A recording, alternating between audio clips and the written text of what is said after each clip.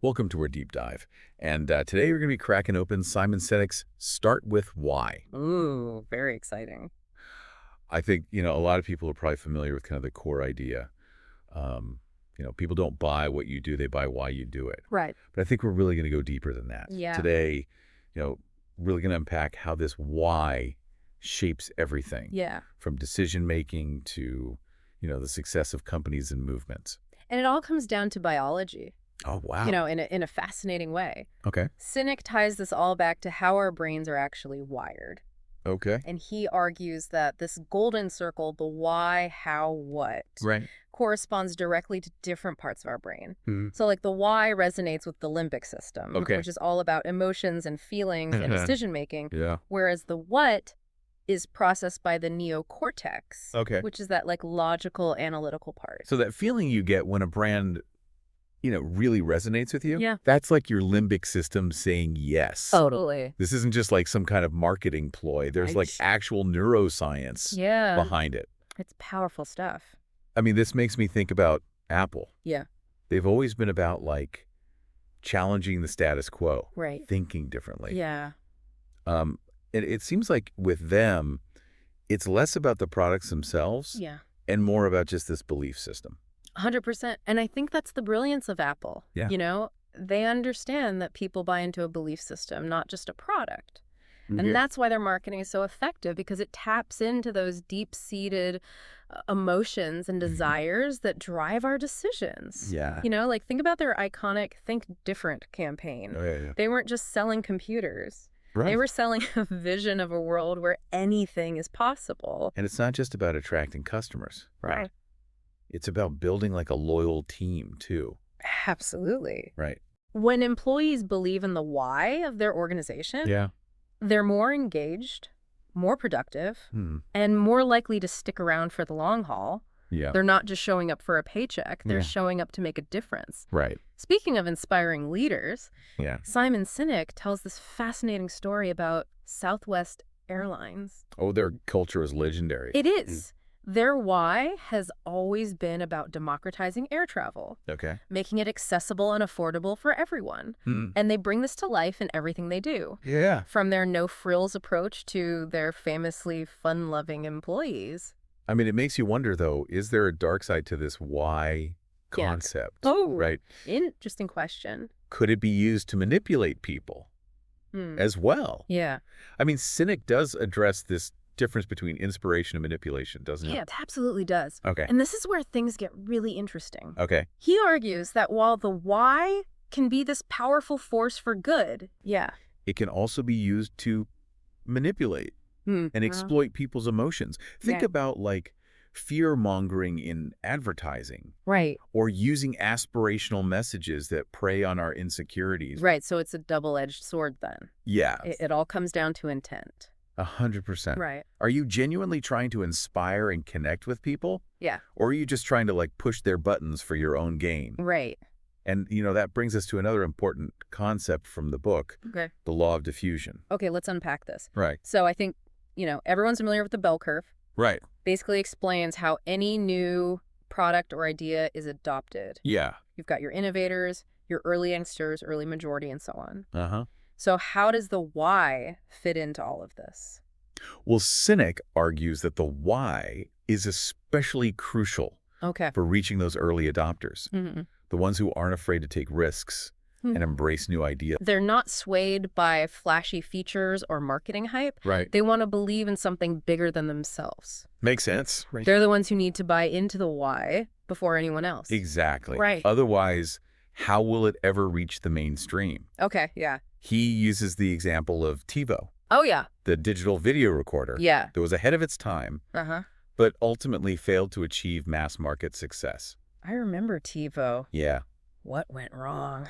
They focused too much on the what, Okay. the features and benefits, Yeah. and not enough on the why. Mm. They didn't give people a compelling reason to believe in the product Yeah. beyond its functionality. So they miss that emotional connection, Exactly. that spark that makes people go, I need this in my life.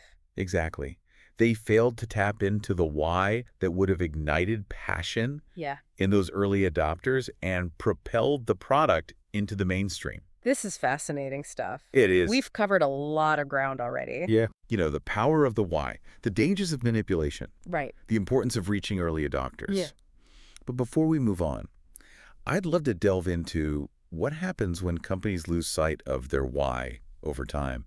Ah, yes, the split. Yes. A critical concept. Okay. We'll get into that next. Perfect. We'll be back in just a moment to continue our deep dive into Start With Why. Welcome back to our deep dive into Start With Why. Yes. Before the break, we were talking about, how companies can kind of lose sight of their why as they grow. Right. And this split, as Sinek calls it, Yeah. can have some pretty serious consequences. Oh, absolutely. See, as companies grow and mature, Yeah. they often shift their focus from the why to the what and the how. Good. Yeah. Decision-making becomes more data-driven, Right. more focused on short-term gains, Yeah. bottom lines. So that initial spark of passion, Yeah, that driving purpose kind of starts to fade into the background. exactly. And that can be incredibly damaging because it erodes the very foundation that the company was built on. Mm. It's like a ship losing its rudder. Ooh. You might still be moving forward, Yeah. but you've lost your sense of direction. And what happens to the people? Yeah. The employees, the customers, Yeah. when a company goes through this split. They feel it, that sense of shared purpose, Yeah. that feeling of belonging to something bigger than themselves. Right. It starts to dissipate. Employees become disengaged. Yeah. Customers become disillusioned. And the company loses its competitive edge. Sinek highlights some pretty high-profile examples of this, right? He does. Think Okay. about Microsoft. After Bill Gates stepped down, Okay. Gates was the embodiment of Microsoft's why, Yeah. to democratize access to technology Right. and empower people through software. Hmm. But after he left, Yeah. the company seemed to lose its way. They were still successful, but it felt like something was missing. Yeah. Like that sense of purpose had diminished. Yeah. And then there's Starbucks. Okay. They experienced a period of decline under new CEOs Mm. who focused more on expansion, Yeah. less on the company's original why Okay. of creating a third place between work and home. That's a great example. Right. It's not that expansion is inherently bad. Yeah. It's that it has to be aligned with the why. Precisely. It's not enough to just grow for the sake of growth. Right. Every decision, every action needs to be filtered through the lens of the why. Speaking of filtering decisions, Yeah. this brings us to another key concept from the book, Okay. the celery test. Ah, yes. It sounds a bit quirky, It does. but it's actually quite profound, isn't it? It is. The celery test is essentially a way to make sure that all your decisions, Yeah. big or small, are aligned with your core values and beliefs, your why. Sinek uses this humorous example Yeah. of choosing celery and rice milk at the supermarket Okay. to illustrate this point. So if your why is about healthy living. You're more likely to reach for the celery in rice milk, Right. even if everyone else is grabbing potato chips and soda. Exactly. It's about making choices that reflect your values, Yes. even when faced with temptation. 100%. And this applies to every aspect of life, Right. not just grocery shopping. Yeah. It's about asking yourself, Okay. does this decision, this action, this relationship support my why? If the answer is no, Yeah. it's probably time to reassess. So the celery test is a great tool for personal growth. Yeah? But how does it apply to organizations? Think of it as a filter for decision-making at Okay. every level, Okay. from hiring practices to product development Mm. to marketing campaigns. Mm. Every decision should be evaluated through the lens of the company's why. This ensures that everything the company does Yeah. is aligned with its core purpose, Yeah. its reason for being. Exactly. It's about walking the talk, right? Absolutely. And this consistency builds trust Yeah. and loyalty among employees, customers, and stakeholders. Right. It's about creating a culture of authenticity and integrity. So we've explored how companies can lose their why Right. and how the celery test can help them stay on track. Yeah. But I'm curious, how can we apply this start with why philosophy to our own personal lives? That's a great question because ultimately Yeah. we're all selling something. Yeah. Whether it's our ideas, our skills, Yeah. or even just ourselves and our interactions with others. Right. We need to be clear about our own personal why. So it's about asking ourselves, why do I do what I do? Exactly. What gets me out of bed in the morning? Yeah. What impact do I want to make on the world? Exactly when we understand our personal why, Yeah. it informs every aspect of our lives, our choices, our Yeah. actions, our relationships. Mm. It's like having an internal compass Okay. that guides us toward a more fulfilling and purposeful life. And Sinek offers some helpful advice He does. on how to kind of go about this process of self-discovery, right? He does. He suggests reflecting on key moments in our lives, experiences that brought us joy, Yeah. challenges that tested us, Okay. moments of clarity and purpose. Right. It's about connecting the dots and looking for patterns. It's like piecing together a puzzle Yeah. where each piece represents a clue to our deeper motivations and aspirations. Exactly. What about paying attention to what excites us, Yes. what we're passionate about? That's crucial too, because passion is often a signpost, Yeah. pointing us towards our why. Hmm. What do we love to talk about? Okay. What problems are we drawn to solve? Right. What activities make us lose track of time? These are all clues to what truly motivates us. Yeah. What gives us a sense of purpose and fulfillment. And when we tap into that, Yeah. it's incredibly empowering. Mm. It gives us a sense of direction, a reason to get out of bed in the morning, Right. a feeling that our lives have meaning. This has been a really inspiring discussion so far. It has. We've explored how the split can impact organizations, Right. the power of the celery test, Yeah. and how we could discover our own personal why. Absolutely. And we've just scratched the surface. There's so much more to uncover Yeah, and start with why. exactly.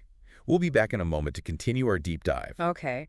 and explore how the why can transform our approach to competition and success. Welcome back to our deep dive into Start with Why. We've been unpacking some pretty profound ideas about purpose and leadership. We have.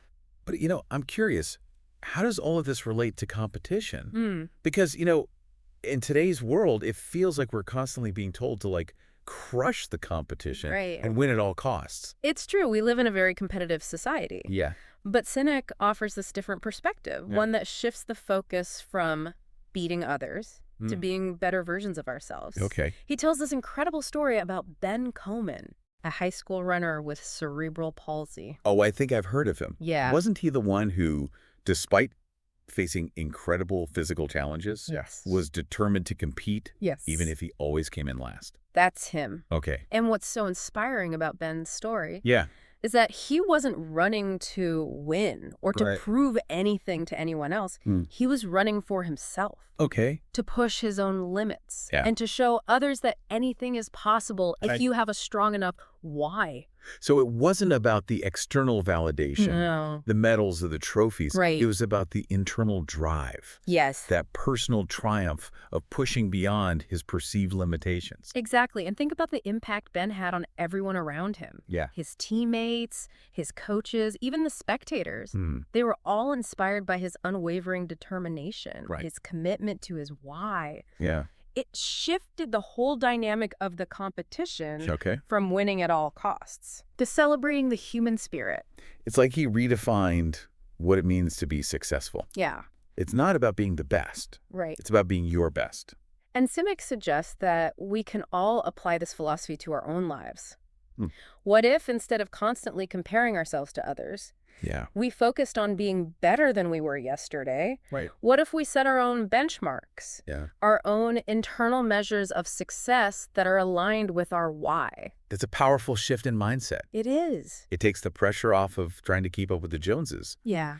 and allows us to focus on, our own unique path, our own definition of success. And it frees us from the trap of envy and comparison, Right. which can be incredibly draining Yeah. when we're focused on our own why. Yeah. We're not threatened by other people's success. We're inspired by it. Mm. It becomes less about competition and more about collaboration. So it's about recognizing that there's enough success to go around Yes. and that we can all achieve great things Right. by supporting and encouraging each other. Exactly. And Sinek argues that when organizations embrace this philosophy, Yeah. they create a culture of innovation and growth. Hmm. It's not about tearing each other down to get ahead. It's Mhm. about working together to achieve a shared vision. It's like that saying, a rising tide lifts all boats. Precisely. And this leads to a more sustainable Ah. and fulfilling way of working and living. Well, this has been an incredible deep dive into Simon Sinek's Start With Why. It has. We've explored the power of purpose, Yeah. the dynamics of inspiration versus manipulation, Right. the importance of reaching those early adopters, the Hmm. challenges of staying true to our why as we grow, Yeah. and the transformative potential of shifting our mindset from competition to collaboration. Absolutely. I know I'm walking away with a renewed sense of purpose Yeah. and a deeper understanding of what it truly means to lead with why. Me too. So as we wrap up this deep dive, I just want to say thank you so much for joining us. It's been a pleasure. And until next time, keep asking why. Like and subscribe for more deep dives.